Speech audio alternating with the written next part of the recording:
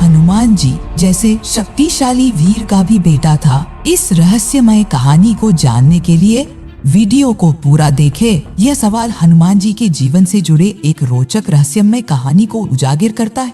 हनुमान जी जो अपनी भक्ति शक्ति और तपस्या के लिए प्रसिद्ध है। हनुमान जी को प्राचीन ग्रंथों में ब्रह्मचारी बताया गया है, तो फिर कैसे हनुमान जी का पुत्र हो सकता है? आज हम इस पौराणिक कहानी में जानेंगे, तो वीडियो में बने रहे और वीडियो पसंद आए तो वीडियो को लाइक करें और हमारे चैनल को सब्सक्राइब करें। बात उस समय की है जब हनुमान जी माता सीता की खोज करने के लिए लंका पहुँचे, तो उन्होंने वहाँ कई अद्भुत कार्य किए। सीता माता को अशोक वाटिका में देखकर और उनकी स्थिति जानने के बाद हनुमान जी ने माता सीता को यह भरोसा दिलाया कि श्री राम और उनकी सेना जल्द ही रावण को पराजित कर उन्हें मुक्त कराएंगे। इसके बाद हनुमान जी ने सोचा कि लंका में अपना बल प्रदर्शित करना भी आवश्यक है, ताकि रावण और उसके राक्षस श्री राम की शक्ति को समझ सके। हनुमान जी ने अशोक वाटिका में राक्षसों के पेड़ और बगीचे उजाड़ दिए, जिससे रावण को यह खबर पहुंची कि कोई अज्ञात वीर लंका में आया है। रावण को जब अशोक वाटिका में हुई इस घटना की सूचना मिली, तो उसने अपने पुत्र अक्षय कुमार को हनुमान जी को पकड़ने के लिए भेजा। अक्षय कुमार अत्यंत शक्तिशाली और पराक्रमी योद्धा था। वह अपनी सेना के साथ अशोक वाटिका पहुंचा और हनुमान जी को घेर लिया। अक्षय कुमार और हनुमान जी के बीच भयंकर युद्ध हुआ। अक्षय कुमार ने अपने धनुष बाण और शक्तिशाली अस्त्र शस्त्रों का प्रयोग किया, लेकिन हनुमान जी की शक्ति के सामने वह टिक नहीं सका। हनुमान जी ने अपने पराक्रम से अक्षय कुमार को पराजित कर उसकी जीवन को समाप्त कर दिया। अक्षय कुमार के वध के बाद रावण ने अपने अन्य पुत्रों और प्रमुख सेनापतियों को हनुमान जी को पकड़ने का आदेश दिया, लेकिन कोई हनुमान जी को पकड़ नहीं सका। अंततः मेघनाद को भेजा पकड़ने के लिए। दोनों में घातक युद्ध हुआ। मेघनाद हारने ही वाला था कि मेघनाद ने हनुमान जी पर ब्रह्मास्त्र का प्रयोग किया, जिसके कारण हनुमान जी ने स्वयं को बंधन में बंधने दिया। ऐसा उन्होंने जानबूझकर किया ताकि वह रावण के दरबार में जाकर रावण को श्री राम का संदेश सुना सके। रावण के सामने हनुमान जी को प्रस्तुत किया गया। हनुमान जी ने अपना परिचय दिया, जिसे रावण क्रोधित हो गया। आदेश दिया कि इस वानर के पूंछ में आग लगा दिया जाए और पूरी लंका में घुमाया जाए। हनुमान जी को अपमान करने के लिए उनकी पूंछ में आग लगवाई, तो हनुमान जी ने इसे अपना हथियार बनाया और हनुमान जी ने लंका दहन कर दिया। तब उनकी शरीर से अत्यधिक उष्णता और ऊर्जा उत्पन्न हुई। आग की तपिश से उनका शरीर गर्म हो गया था और वे इसे शांत करने के लिए समुद्र में स्नान करने चले गए। जैसे ही हनुमान जी समुद्र में डुबकी लगाने ही वाले थे कि उनके शरीर से एक पसीने की बूंद समुद्र में गिर गई।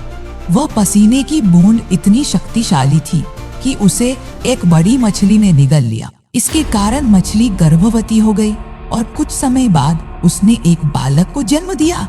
इस बालक को मकरध्वज कहा गया, क्योंकि उसका जन्म मकर यानी कि मछली और हनुमान जी के तेज से हुआ था। एक दिन मछली अपने बच्चे के साथ भोजन की मखोज में पाताल लोक में चली जाती है। तभी कुछ राक्षस उसको अपने आहार के लिए पकड़ लेते हैं और मछली को खा जाते हैं, लेकिन मकरध्वज को राक्षसों ने रख ली। पौराणिक कथाओं के अनुसार मकरध्वज का पालन पोषण पाताल लोक में हुआ। मकरध्वज धीरे धीरे बड़ा हो गया और उसकी शक्ति का कोई सामना नहीं कर सकता था। रावण के भाई दैत्यराज अहिरावण ने पाताल लोक के द्वार का रक्षक नियुक्त कर दिया। ये कहानी तब उजागर हुआ जब भगवान श्री राम और रावण के युद्ध के दौरान रावण ने अहिरावण से सहायता मांगी। अहिरावण ने अपनी मायावी शक्तियों का उपयोग करके श्री राम और लक्ष्मण का अपहरण करने की योजना बनाई। उसने एक रात चुपके से अपनी माया का प्रयोग किया और दोनों भाइयों को अचेत कर दिया। फिर वह उन्हें पाताल लोक ले गया और वहां कैद कर दिया। अहिरावण ने यह भी घोषणा कर दिया कि वह श्री राम और लक्ष्मण की बलि देकर अपनी शक्तियों को और अधिक बढ़ाएगा। इधर हनुमान जी श्री राम और लक्ष्मण के विश्राम कक्ष में जाते हैं दर्शन करने के लिए, लेकिन उनको श्री राम और लक्ष्मण नहीं मिलते हैं, तो उन्होंने खोजना शुरू किया। हनुमान जी को ज्ञात हो गया अहिरावण श्री राम और लक्ष्मण को अपनी माया से कैद करके पाताल लोक ले गया है। तब उन्होंने पाताल लोक जाने का निर्णय लिया। पाताल लोक में पहुंचते ही उनकी सामना मकरध्वज से होने लगी। मकरध्वज अधिक शक्तिशाली था, लेकिन हनुमान जी ने उसे परास्त कर दिया। हनुमान जी ने मकर ध्वज से परिचय पूछा तो मकर ध्वज ने अपना परिचय बताते हुए कहा कि मैं हनुमान पुत्र मकर ध्वज। ये शब्द सुनकर हनुमान जी चौंक गए और हनुमान जी ने कहा कि हनुमान तो ब्रह्मचारी है, तो तुम्हारे पिता कैसे हुए? मकर ध्वज ने अपनी कहानी बताई कि हनुमान जी जब लंका दहन कर रहे थे तब उनको भीषण गर्मी का एहसास हुआ तो उन्होंने समुद्र की डुबकी लगाने लगे। इसी बीच उनकी पसीने का एक बूंद मछली ने भोजन समझकर खा लिया, जिसे मेरा जन्म हुआ। हनुमान जी को ज्ञात हो गया कि मकर ध्वज सही बोल रहा है। तब हनुमान जी ने कहा कि मैं ही तुम्हारा पिता हूँ।